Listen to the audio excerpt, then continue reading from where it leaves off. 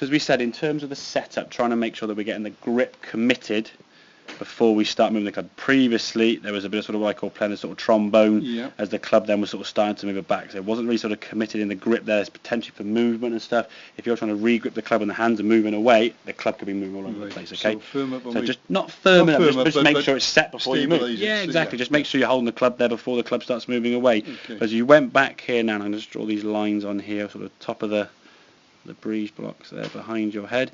As you went back previously, there was even the club's gone back just past your right foot. You've dropped down a good drop, and that was basically your backswing length. So no power really created from that position. All you can do now is try and hit the ball as hard as you can with your arms. And if you don't, there'll be not enough speed created or power. The ball won't go very far at all, very high. So then when you said before, you see the ball going quite low with the trajectory. So your ball's going quite low. Let's try and hit up in the air higher. So you lean back on it more to try and send it up into the air. And then we hit the top of the ball on the way through. It bounces into the ground, then pops up in the air, and then we just top it or whatever it may be.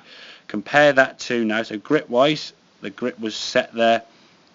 Got the fingers set. Now the fingers are set. There's a slight few seconds, and then the club starts going back. Now if we watch the difference in your height here, I put a line across here, there.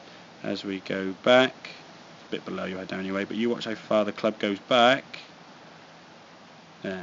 Look at the difference in that posture there again, and the height of that club travelling back. Okay, I've still dropped my head. There was a little bit of a drop. I mean, to be fair, it's gone a little bit underneath that line. So you've gone from just above to just below. But compare that to there. That to me is a big. You've gone down almost. You think the top of your head there was on top of that block, and when you went back, you're almost at the bottom of that sort of block there. Whereas this one now, you were just at the base of it, and you've just gone down. You've probably gone down half or quarter. A sort of paving slab behind you there, okay? So, but in terms of the length of the swing, look how much further that club's gone back, and that's in 5 minutes. So if we talked about that circle of the golf swing, whereas before you were swinging the golf club sort of roughly around here, sort of 9 o'clock-ish sort of thing, you're now towards 11 o'clock now. In reality, what we'd ultimately, and I would say, not necessarily today, because that's going to be too much too soon, but in time, the club's going to be somewhere up there. Think how much power you're going to get now. If that shot was going 100-ish, maybe as some of the shots were, that's now going 150, 180. What's that? 210, 220? Yeah. Just by getting more power. Not by making you a stronger, better golfer. Well, we make you a better golfer, we're not making you stronger. We're just creating more power. It's like the elastic band. The further that club swings, right, it stops there.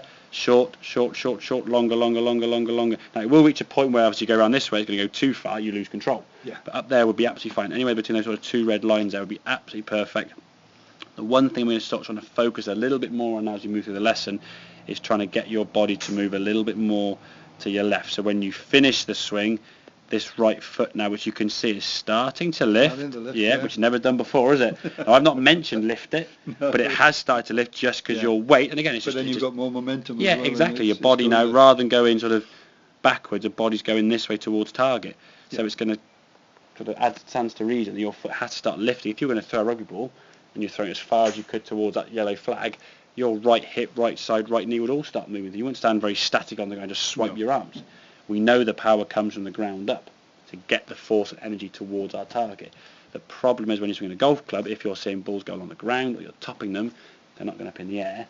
You're going to try and lift up in the air. And this is where golf is such a illogical sport, I suppose, because people try to do things they shouldn't need to try and do. The club gets it up in the air for you. You try and create the power with the backswing and release the power. And I find sometimes that I'll play a couple of really rubbish shots, and I think, and I just get to the next one, and I'll be totally relaxed. Yeah, no thought, bang, hit. And you look at it and you think, why didn't I just do that two shots ago? And this is why, for me, all we've said now, because you think about the length of the swing or the speed of the swing from where you start at roughly, we'll say, the club's doing it 1.5 seconds there on the timer at the bottom. You come back to the golf swing at just over 2.5 seconds. So 1 second from start to finish. What can you think of in that time? 1 second. Nothing you can think about. No. The problem is on the golf course, all we're giving you is like a feeling of standing taller as you swing. That's your swing thought. Yeah. But golfers play on the golf course, and then once you hit a bad shot, they go, what did I do wrong there? And they'll change something. And then they go something else. What did I do wrong there? And they'll change something else. Why did they go wrong there? They'll change something else. This is what and you overthink things. Yeah, paralysis by analysis, what I want to do, as they call it. is to get some sort of consistency and know that, okay, exactly. I may still... Yeah, you're going to get a bad shot. Bad shot, but don't change based on that one bad shot. Yeah. The example I always give is if you're driving your car from, I don't know, here to Lambourne on Thursday, and you stall your car at the lights, are you going to panic and change the way you drive? Of course not. You go, I can drive a car, turn the engine back on again, and off you go. You're just going to carry on doing what you know you can do. Yeah. You can definitely hit a golf ball, that's not in question. But don't let one bad shot go, oh God, and that little voice in the back here go, what did I do wrong there? And change something. When you're drinking your pint in the bar after, you might spill it. Do you change the way you drink, or you might bite your cheek or your lip? Do you change the way you eat? Of course you don't. We are human. We are going to make mistakes. Yeah. Don't change based on one error and then have 14 different changes after a few bad shots, because then you're going to get completely in a mess. Just 1 second, Dave. What chance you got to think? Yeah. It's a feeling of being taller and just stay there. Some of those, lovely. I mean, I take those, yeah. Yeah, you know, but exactly. Right, take a couple more then, okay?